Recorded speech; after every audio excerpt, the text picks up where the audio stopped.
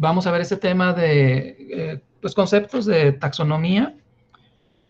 Ya revisaron ahí pues en el documento que la definición pues es, o puede ser muy sencilla o puede ser muy compleja dependiendo de qué tanta profundidad queremos analizar. Pero digamos que así en forma muy sencilla para los fines que nosotros perseguimos, pues es una ciencia, o algunos lo llaman como una rama de la biología que nos permite clasificar, ¿verdad? Ya sea organismos, objetos, metales, qué sé yo. En este caso, pues nos va a interesar la taxonomía relacionada con los seres vivos y más particularmente con los microorganismos en general, ¿verdad? Entonces, esta taxonomía se fundamenta principalmente pues, en tratar de observar características comunes de los seres vivos, en este caso de los microorganismos, y de alguna forma tratar de hacer grupos con características comunes.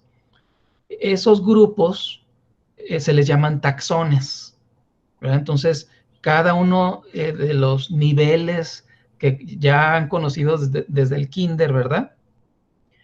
Como el reino, clase, orden y todo eso. Bueno, esos son taxones. Y a eso les llamamos niveles taxonómicos, ¿de acuerdo? Eh, entonces, digamos que la sistemática para estas situaciones de la taxonomía, pues mucho tienen que ver con la observación y la identificación de estos seres vivos, con sus características comunes. Entonces, a final de cuentas, digamos que la taxonomía tiene tres ramales importantes, o tres especializaciones importantes.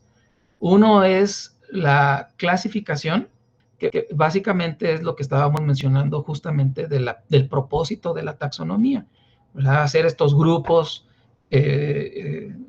taxones, ¿de acuerdo? Entonces, es una parte importante de esta ciencia, de pues tratar de agrupar a los seres vivos y ubicarlos en taxones específicos. Otro aspecto importante es la identificación, y que va ligado justamente con la clasificación. Es decir, para poder clasificar a un ser vivo en un taxón específico, pues tenemos que conocer sus características y tenemos que tener alguna metodología para identificar esas características de manera sistémica, objetiva y reproducible, ¿verdad? Entonces, los sistemas de identificación están muy ligados a los sistemas de clasificación, ¿de acuerdo? El otro apartado es, una vez que se identifica un ser vivo y que se clasifica en un taxón y bueno, se tienen los criterios para su identificación, pues se le tiene que dar un nombre, ¿verdad? Un nombre científico. Y de ahí viene justamente la nomenclatura. Entonces, estos tres son muy importantes en la taxonomía: clasificación, la identificación y la nomenclatura. Por ejemplo, tomando en cuenta las bacterias, ¿ustedes qué creen que se tomará en cuenta de características como para irlas agrupando? Hay bacterias que, dependiendo de la tinción de Gram, después vamos a revisar, es una tinción muy importante para justamente identificar y clasificar a las bacterias, ¿verdad? Entonces, dependiendo, es un mismo procedimiento de tinción para todas las bacterias, en donde se usan básicamente dos colorantes, pero algunas se tiñen de un colorante y otras bacterias se tiñen de otro colorante, a pesar de que fueron expuestas a los dos colorantes ambas bacterias. Unas captan un color y otras captan otro. Entonces ya esos son criterios que nos permiten clasificar a las bacterias, ¿verdad? En las que se llaman gram positivas, las que se tiñen de azul o de morado porque captaron un colorante, o las que se tiñen de rojo o rosa, como decía su compañero, que serían las gram negativas, ¿sale? Entonces, ese es un criterio muy, muy importante en las bacterias, y como médicos es fundamental que ustedes cuando llamen a una bacteria, inmediatamente en su cabeza sepan si es un gram positivo o un gram negativo, si es azul o rojo. Digo, no tiene nada más que ver, ay, qué bonito, ¿verdad? Una pintura azul o una pintura roja. No, tiene que ver con incluso el tratamiento que le van a dar al paciente. Con ese solo dato, de si son gram positivas o gram negativas, ya pueden orientar su tratamiento. Claro, añadido a muchas otras cosas, de dónde viene la infección, dónde está la infección, ¿verdad? Si, por ejemplo, pensamos en un paciente que tiene una meningitis, ¿verdad? Las meningitis son infecciones agudas, la mayoría de ellas, catastróficas, en donde evolucionan en horas los pacientes. Entonces, entre más tiempo estén con la bacteria, más daño van a tener, ¿de acuerdo? Más secuelas van a tener. Entonces, urge el diagnóstico de qué bacteria, por ejemplo, en el caso de que fuera una bacteria, es la responsable, y urge el tratamiento. Entonces, si ustedes, por ejemplo, le sacaran a un paciente con datos clínicos de meningitis, líquido cefalorraquídeo, ¿verdad? Una punción lumbar, le sacan líquido cefalorraquídeo y lo mandan al laboratorio.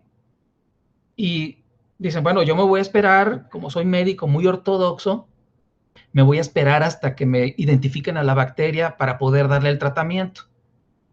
Pues malas noticias, porque eso tarda 3 días mínimo en que les digan a ustedes, se trata de un Streptococcus pneumoniae o de una Escherichia coli, lo que tiene tu paciente, ¿verdad? ¿Qué le pasaría en 3 días? Sin tratamiento, sin diagnóstico, olvídense, ¿verdad? Muchas secuelas, mucho daño, hasta la muerte, posiblemente, ¿de acuerdo? Entonces, una simple tinción de gram, mandan el líquido cefalorraquídeo al laboratorio y en 1 hora, por ejemplo, o incluso menos, ya les pueden decir, ¿sabes qué? Tu paciente tiene bacterias y tiene gram negativos. Bueno, ya con eso, ustedes, como ya estudiaron cuáles son los agentes causantes de meningitis, ya saben cuáles son los gram negativos causantes de meningitis. Y entonces le dan tratamiento sobre eso, sin esperarse los 3 días. ¿De acuerdo? ¿Sí me doy a entender? Para que vean la importancia que tiene un simple criterio de clasificación para las cuestiones taxonómicas, el fenotipo de la tinción de gram. Bueno, hay muchísimas otras cosas que las vamos a ir revisando, pero bueno, la idea era esa, ¿no? De que llevemos a las cuestiones así comunes, lo que ustedes han leído o la experiencia que tienen con la situación taxonómica, puesto que no vamos a ser taxónomos ni nada de eso, pero que vean que es importante todos esos criterios para las clasificaciones. Bueno, estos son los niveles taxonómicos que estábamos comentando, como con la clasificación, la taxonomía va haciendo estos grupos llamados taxones, ¿verdad? Entonces está, digamos que de lo más genérico hacia lo más especializado, hacia abajo. Entonces, en general, para ubicar a un ser vivo en un nivel taxonómico, lo primero que se tiene que hacer es ubicarlo en una especie. Es saber si ese ser vivo es una especie nueva, por ejemplo. Entonces, digamos que ese es el nivel taxonómico básico, fundamental. Y a partir de ahí ya es pues relativamente fácil ubicar a un ser vivo. Entonces, ¿cómo definimos el concepto de una especie? Digamos que desde el punto de vista biológico, pues es más o menos sencillo. Si hablamos de animales, por ejemplo, pues son, la especie es un conjunto de animales, por ejemplo, en este caso, que comparten características comunes, pero que además son fértiles entre sí, son interfértiles, su descendencia es fértil y pueden formar poblaciones. Eso sería una especie. En bacterias, en microorganismos, eso no es posible, porque las bacterias en particular y muchos microorganismos no tienen reproducción sexual. O sea, no podemos decir, sí son fértiles, su descendencia es fértil, y ya entonces catalogarla como una especie. Ahí lo que se utiliza son todos estos criterios que me mencionaron, todas las características. Hasta arriba están los dominios, luego vienen reinos, filus, clases, órdenes, familias, género, especie.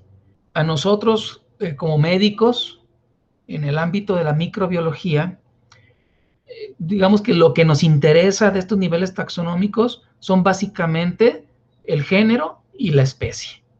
Eso es lo que ustedes van a tener que aprenderse, ahora sí, pues de memoria, y familiarizarse y relacionar a todos los nombrecitos de las bacterias que vamos a estudiar, porque se los van a tener que aprender pues por sus nombres, su nombre y apellido, ¿verdad? El género y la especie, ¿sale? Entonces, en algunas ocasiones es importante que reconozcamos a la familia. Entonces ya podemos ubicar, es que esta bacteria pertenece a la familia tal, y entonces ya sabemos qué otras bacterias o qué otros géneros hay dentro de esa familia, y se pudieran manejar de una forma muy similar desde el punto de vista clínico. Por eso es importante. Pero son pocos, es contados, ¿no? La mayoría de las veces lo importante es que ustedes ubiquen en géneros y especies.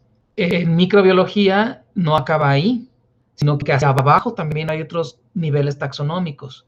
Tenemos las subespecies, por ejemplo, pero también abajo de subespecies hay otros niveles, hay variantes todavía de microorganismos, biovariedades, biotipos, serotipos. Y esto que les comentaba ahorita de los niveles taxonómicos en las bacterias, por ejemplo, vamos a ver el nivel taxonómico de esta bacteria que se llama Escherichia coli. Entonces, este primer nombre es el género, coli es la especie, pero dentro de en este género hay varias especies. Si se fijan aquí, la especie E. alberti, la especie Escherichia fergusoni, Harmani, Escherichia vulnerans. Todas estas especies están agrupadas en este género que se llama Escherichia. Aunque es del mismo género, pues la especie coli es diferente a alberti.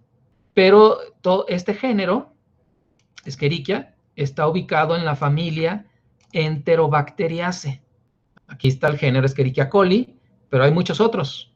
Está el género Shigella, el género Yersinia, el género Salmonella, el género Klebsiella, el género Proteus, montones de bacterias, de géneros que pertenecen a la familia Enterobacteriaceae. Todas esas tienen características comunes. Luego, hacia arriba, tenemos el orden Enterobacteriales. Y luego, bueno, tenemos la clase, filo, proteobacterias, reino procariota y el dominio bacteria. Esa, digamos, sería toda la clasificación taxonómica de estas Escherichias.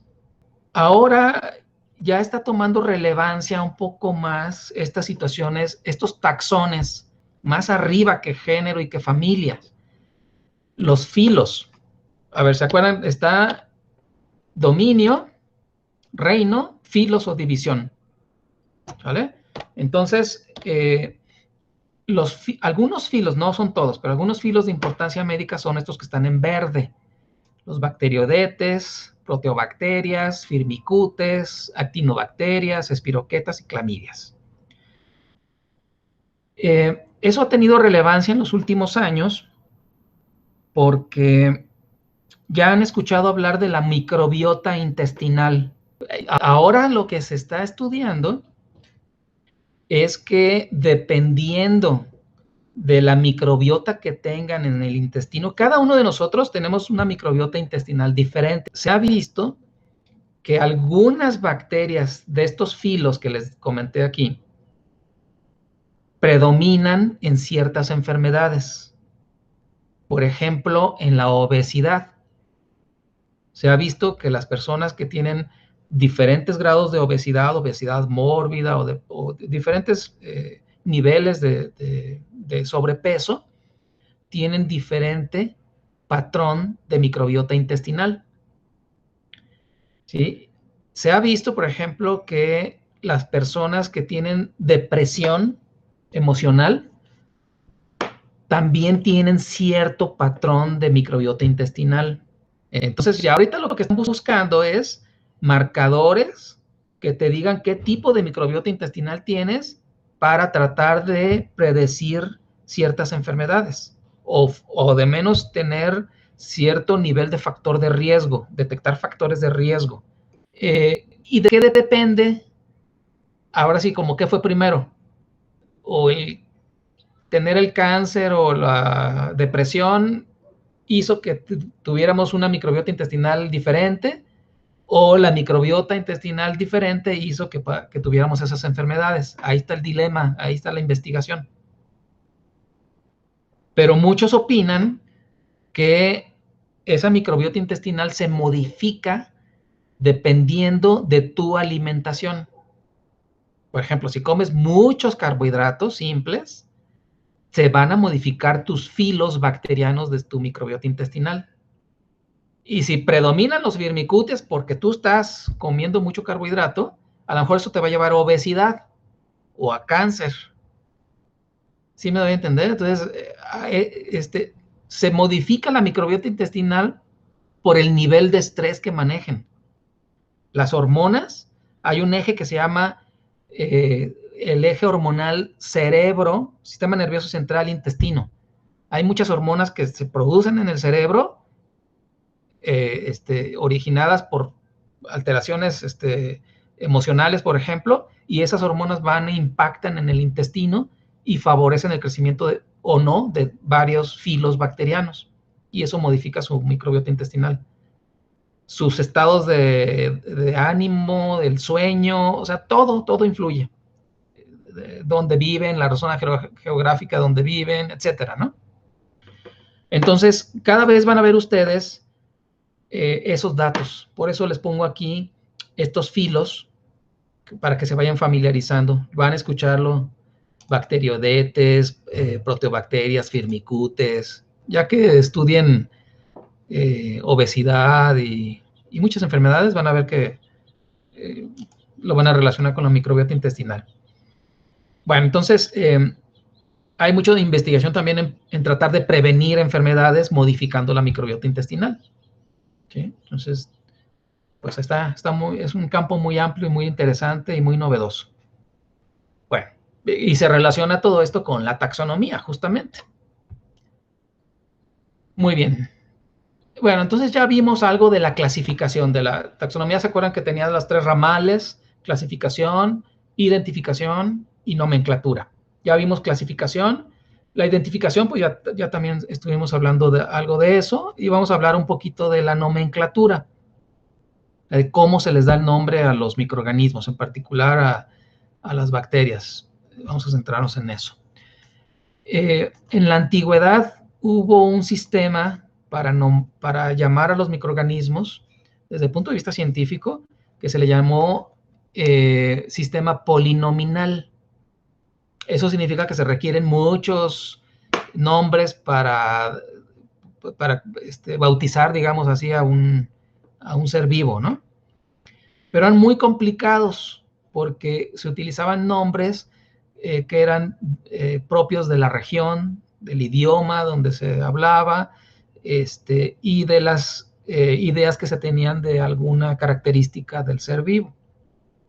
Aquí está un ejemplo de cómo se denominaba antes al pasto, una variante del pasto que le llamamos el zacate, ¿no? El pasto que crece muy, muy alto en grupitos, es el que le conocemos como el zacate, ¿no? Que no es propio para hacer pasto de algún terreno en particular. Pero es una variante. Bueno, pues con el sistema polinominal tenía este nombrecito así como de Harry Potter, de un conjuro ahí de hechizo, no sé. Se llamaba antes Gramen Avianaceum Locustis amplioribus candicatibus glaviris et aristatis. Muy complicado, ¿verdad? Porque quizás había otra especie de zacate, a lo mejor, pues no sé, diferente, y ya este nombrecito cambiaba, no sé. ¿Verdad? Cada uno de estos nombres en realidad describen las características del ser vivo. Ya a partir del Linneo, de la clasificación de Linneo, Linneo tuvo la virtud de hacer el sistema de nomenclatura solamente con 2 nombres, el sistema binominal. Entonces, ahora ya se le llama, el nombre científico es Bromus racemosus. Ya nos quitamos de todo este conjuro y ahora nada más es Bromus racemosus. Si ustedes quieren comprar pasto de este tipo, pidan, me da Bromus racemosus y ya saben, el botánico ya sabe el pasto que les va a dar. Este es el sistema binominal que desde Linneo está vigente en nuestro sistema de nomenclatura en la taxonomía.